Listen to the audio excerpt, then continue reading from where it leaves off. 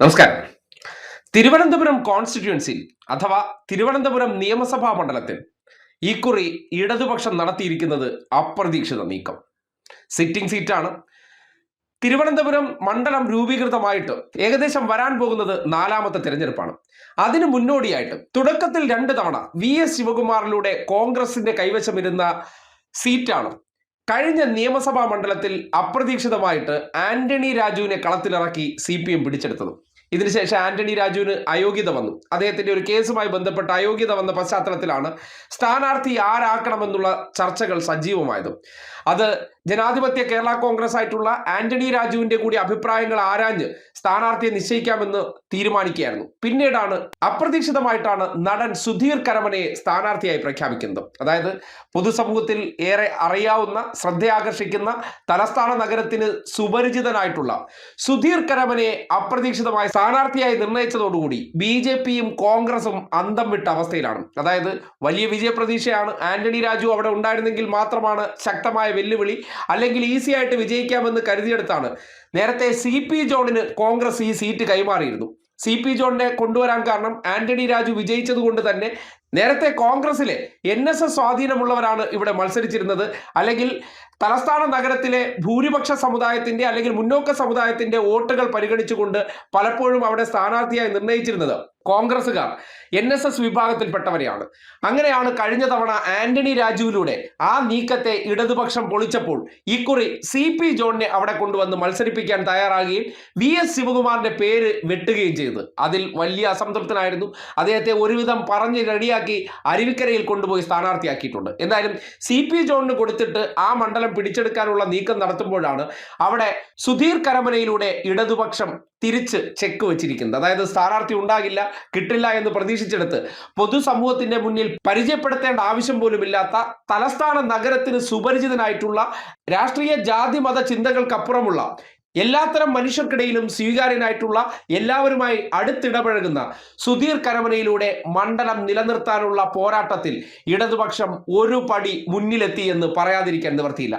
എന്തായാലും ആ സ്ഥാനാർത്ഥി നിർണയം വന്നതിന് ശേഷം സുധീർ കരമന മാധ്യമങ്ങളോട് സംസാരിച്ച ഒരു പ്രതികരണം നിങ്ങൾ കേൾക്കേണ്ടതുണ്ട്. കാര്യം, ഒരു വ്യക്തിക്ക് എത്രമാത്രം രാഷ്ട്രീയ വ്യക്തതയുണ്ടെന്നും അദ്ദേഹത്തെ സംബന്ധിച്ചിടത്തോളം തലസ്ഥാന നഗരിയും ഇടതുപക്ഷവും അദ്ദേഹത്തിന്റെ വിദ്യാർത്ഥി കാലഘട്ടം തൊട്ട് തന്നെ ജീവിതത്തിന്റെ ഭാഗമാണ്. അതുകൊണ്ട് തന്നെ അദ്ദേഹത്തെ സംബന്ധിക്കുന്നിടത്തോളം അക്കാര്യത്തിൽ ഒരാകുലതയും വേണ്ട എന്ന് ആ ഒരൊറ്റ പത്രസമ്മേളനത്തിലെ വാക്കുകൾ കൊണ്ട് തെളിയിച്ചിട്ടുണ്ട്. അതുകൊണ്ട് സിറ്റിംഗ് സീറ്റ് നിലനിർത്താൻ വേണ്ടിയുള്ള സർജിക്കൽ സ്ട്രൈക്ക് തന്നെയാണ് ആ തീരുമാനമെന്ന് പറയേണ്ടി വരികയാണ്.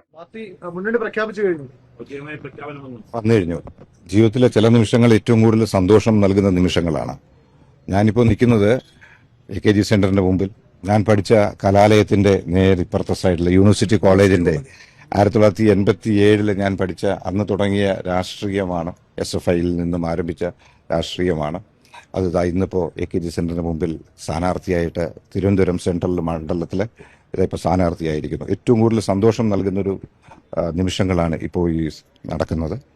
നമുക്കെല്ലാവർക്കും അറിയാവുന്നതുപോലെ തന്നെ ഇന്ത്യയിൽ തന്നെ ഏറ്റവും കൂടുതൽ ശ്രദ്ധിക്കപ്പെടുന്ന ഒരു സംസ്ഥാനമാണ് നമ്മളുടെ കേരളം. അതിലും ഏറ്റവും കൂടുതൽ ശ്രദ്ധിക്കപ്പെടുന്ന ഒരു നഗരമാണ് തിരുവനന്തപുരം നഗരം. അവിടെയാണ് ഇപ്പോൾ ഈ ഒരു സ്ഥാനാർത്ഥിയായിട്ട് വന്നിരിക്കുന്നത് എന്ന് നല്ല ബോധ്യമുണ്ട്.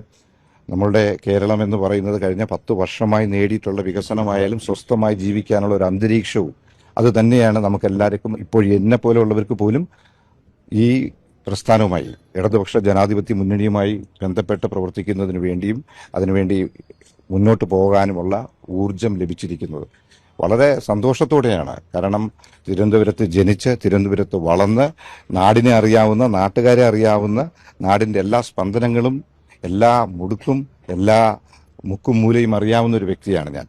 അതുകൊണ്ട് ഇതൊരു അന്യമായ സ്ഥലമല്ല, ആരും എനിക്ക് അന്യരല്ല. എല്ലാവരെയും ഇടയിലേക്ക് ഇറങ്ങി പോകാനും അവരോടൊപ്പം നിൽക്കുവാനും ഈ ഒരു അവസരം ഞാൻ പൂർണ്ണമായും വിനിയോഗിക്കും. എല്ലാവരുടെയും പ്രയാസത്തിലും എല്ലാവരുടെയും സന്തോഷത്തിലും എന്ത് കാര്യത്തിനും സാക്ഷരതയായ നമ്മളുടെ നാടിനോടൊപ്പം, എല്ലാവരോടൊപ്പം, പാവപ്പെട്ടവരോടൊപ്പം, മത്സ്യത്തൊഴിലാളികളോടൊപ്പം, തീരദേശ പ്രദേശത്തിനോടൊപ്പം, എല്ലാവരുടെയും എല്ലാ പ്രയാസങ്ങൾക്കും ഒന്നിച്ച് നിൽക്കുവാനുള്ള ഒരു അവസരം എനിക്ക് ലഭിച്ചിരിക്കുകയാണ്. അതിന് എല്ലാവരുടെയും പിന്തുണയാണ് ആവശ്യം. അത് തീർച്ചയായും എല്ലാ ജാതി മത രാഷ്ട്രീയത്തിന് അതീതമായി ചിന്തിക്കുന്ന ഒരു പ്രസ്ഥാനത്തിനോടൊപ്പമാണ് ഞാൻ സഞ്ചരിക്കുന്നത്. അതാണ് എൻ്റെ കാഴ്ചപ്പാട്. അതുകൊണ്ട് തന്നെയാണ് സന്തോഷത്തോടെ നിങ്ങളുടെ മുമ്പിൽ ഇപ്പോൾ നിൽക്കുന്നത്. അതിന് എല്ലാവരും എന്നോടൊപ്പമുണ്ട്. സിറ്റിംഗ് സീറ്റ് നിലനിർത്തുക വലിയ വെല്ലുവിളിയും കൂടിയാണ് അങ്ങേ പാർട്ടി മുന്നണിയെ കേൾപ്പിക്കുന്നത്.